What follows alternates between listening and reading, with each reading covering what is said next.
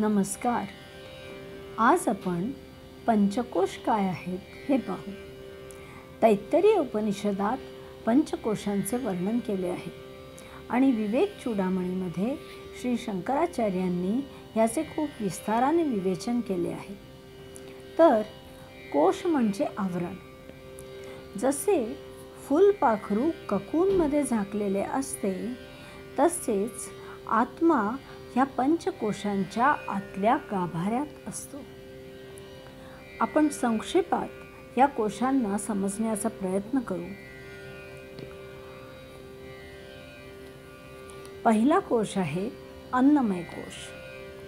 आपला स्थूल देह अन्नापासून उत्पन्न होतो. हा त्वचा, चर्म, मांस, रुधिर, अस्थी आणि मल इत्यादींचा समूह आहे. हा देह समाप्त झाल्यावर पक्षी, कीटाणू, बॅक्टेरिया वगैरेचे अन्न बनतो.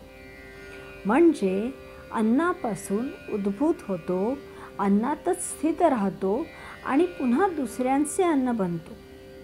याचे अन्नमय कोश हे नावच योग्य आहे.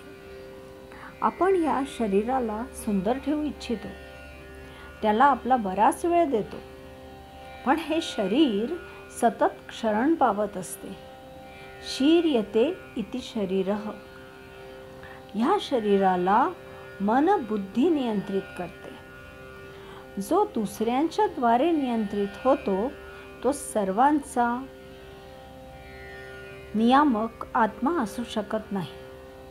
म्हणून अन्नमय कोशाहून हा आत्मा अत्यंत विलक्षण आहे, सत्स्वरूप आहे.